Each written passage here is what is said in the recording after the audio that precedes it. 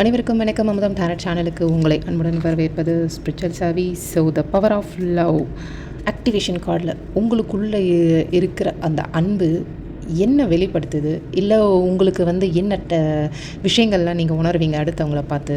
உங்களுடைய அன்போட அடித்தளம் என்ன அப்படின்றத இப்போது ஷார்ட் ரீடிங்காக பார்த்துருவோம். ஸோ ஆஸ் யூஷுவல் ஷஃபில் பண்ணி 2 செட் கார்டு எடுக்க போகிறோம். செட் 1 செட் 2ன்னு உங்களுக்கு உள்ளுணர்வாக என்ன கார்டு சூஸ் பண்ணணும்னு சொல்லி தோணுதோ சூஸ் பண்ணிக்கோங்க.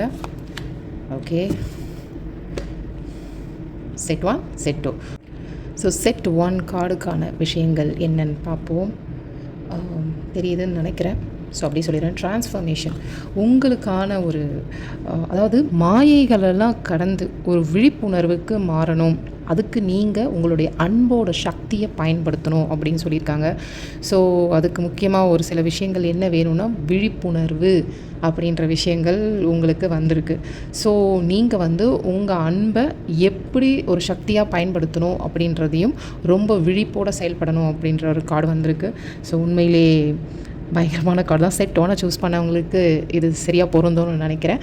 செட் 2க்கான ரீடிங் என்னென்னு பார்ப்போம். செட் 2 உங்களுக்கு தெரியுதுன்னு நினைக்கிறேன். அதாவது எக்ஸாக்டாக தமிழ் வேர்டு சொல்லணும்னா அறம். மற்றவர்களுக்கு நீங்கள் வளர்கிறதுக்கு ஊக்குவிக்கிறாள். ஸோ அப்போது உங்களுடைய அன்பான ஆன்மீக பண்புகளை நீங்கள் ஒத்துக்கணும், ஒப்புக்கொள்கிறீர்கள் அப்படின்னு கூட சொல்லலாம்.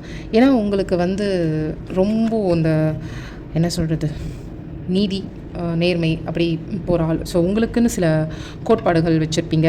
அடுத்தவங்களுக்கும் நீங்கள் அதுக்குள்ளே தான் வரணும், அப்படி தான் வாழணும் அப்படின்னு சொல்லுங்கள். அது இன்னும் கொஞ்சம் அன்பாக சொல்லுங்கள். உங்களுடைய ஆன்மீக பண்புகளுக்கும் கொஞ்சம் டைம் கொடுங்க. அது சார்ந்த சில விஷயங்களும் உங்களுக்குள்ளே நிறையவே வரதுக்கான அறிகுறிலாம் தென்படுது. ஸோ அதுதான் இந்த கார்டு வந்திருக்கு. செட் 2 சூஸ் பண்ணவங்களுக்கான அழகான கார்டு மெசேஜ் இது தான். ஸோ இதுவும் உங்களுக்கு பொருந்தும் நம்புகிறேன். Thank you guys. மீண்டும் அடுத்த வீடியோவில் சந்திப்போம்.